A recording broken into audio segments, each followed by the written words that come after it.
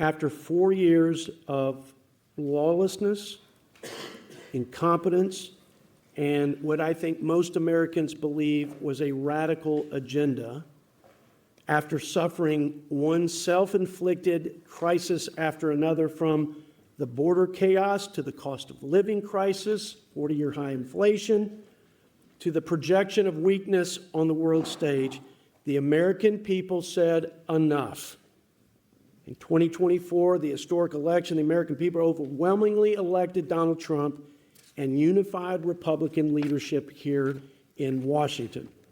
From day one, President Trump has hit the ground at Mach speed and moved with more purpose and urgency than any president in modern history, certainly in my lifetime.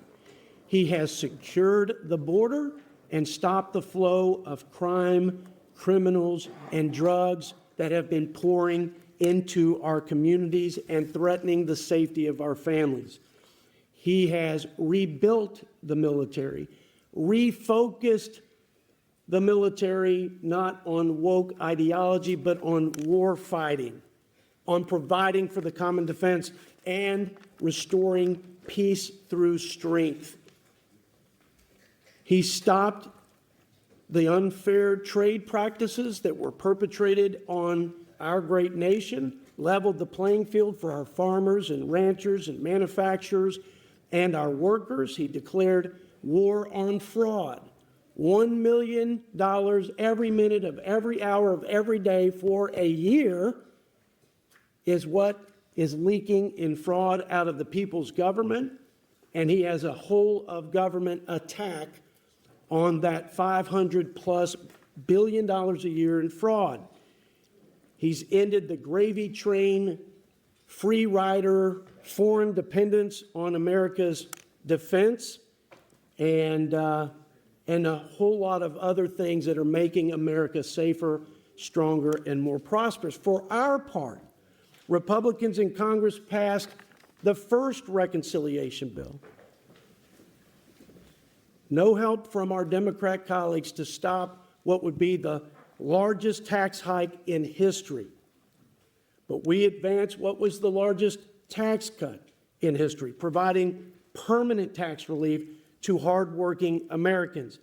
We also, in reconciliation, one, ended the Green New disaster that was crushing American families, consumers with high energy prices, and weakening our country. So we're restoring American energy dominance. We rooted out record savings in waste, fraud, and abuse. $1.6 trillion, that's twice as much as any Congress in the history of the United States. And I think probably most importantly, we made the largest investment in the history of our country in national defense and border security. So we boosted the pay of our troops along with their morale. And most importantly, we strengthened our military to provide for the common defense. All of this in the face of what I believe is unprecedented Democrat obstruction. So let me make that case. Exhibit A, the first longest shutdown in America's history. We had an agreement. We put forward a clean continuing resolution to fund the government. That is, we said, let's fund the government at what we agreed to fund it last year until we agree on how we're going to fund it this year. The Democrats said no, for the first time ever, and shut the government down. Here were their demands. Repeal the safeguards for the American tax dollars to stop them from flowing to people who are not eligible or who are here illegally or are capable of working who refuse to work. So repealing the work that we did to root out waste, fraud, and abuse, that was their demand.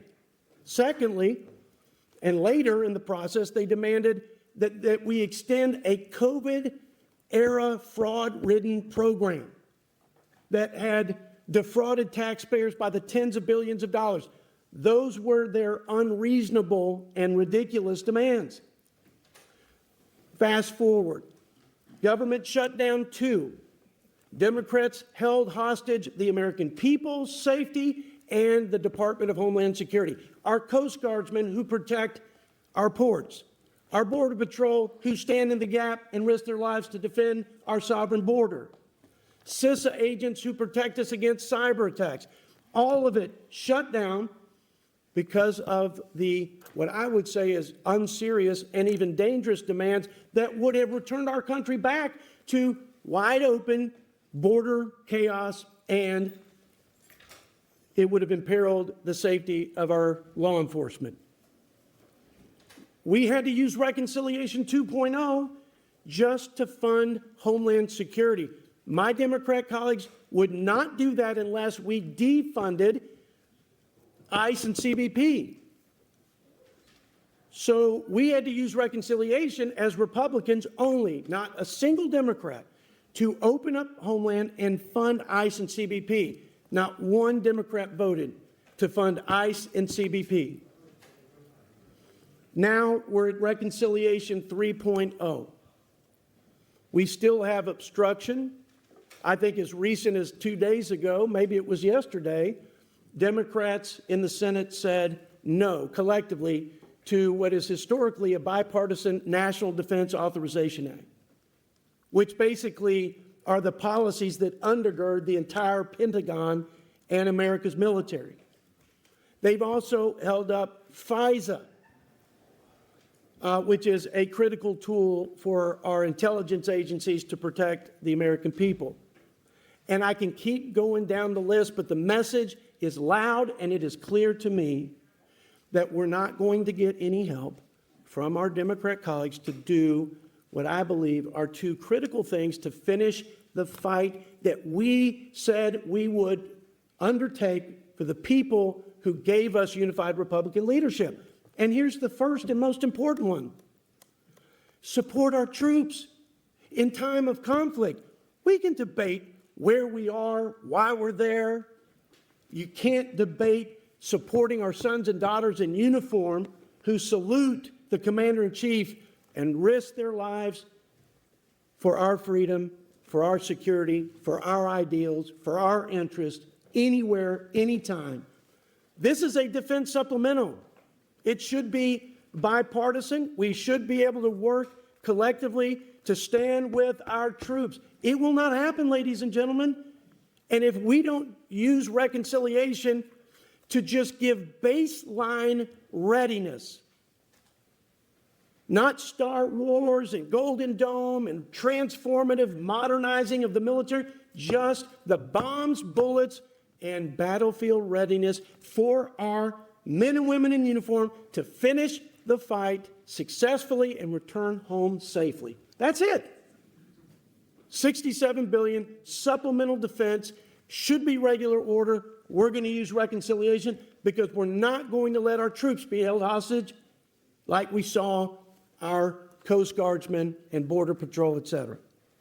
Secondly, we're going to strengthen our food supply. We're not going to allow instability and a lack of resilience in the food supply. Food security is national security. We're not going to be begging China or anybody to feed our families. Thirdly, we have to do something to give confidence to the American people that there is, in fact, free, fair, and accurate elections. We have a crisis in confidence in our elections. Say what you want about corruption and fraud, where it is, in pockets, pervasive. We have a public crisis in confidence. This may be the greatest threat to our republic. And voter ID is not about politics, it's about public confidence. And it's an 80-20 issue. And we have put it on the floor, Mr. Walker. We have put it on the floor repeatedly and gotten zero help from our Democrat colleagues. Basic safeguards, fundamental safeguards. You need a voter ID to buy a six-pack of beer. You got to show your ID to check in a hotel. Later on, we'll probably all be on an airplane. We'll have to show our ID. And yet we're not getting any support to do that, to give confidence and integrity to our elections.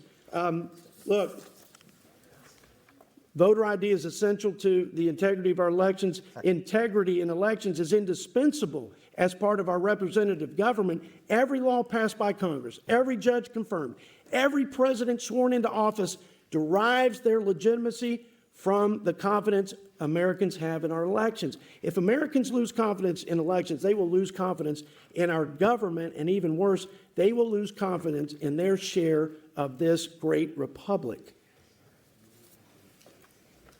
We celebrate 250 years. We all probably reread the Declaration of Independence.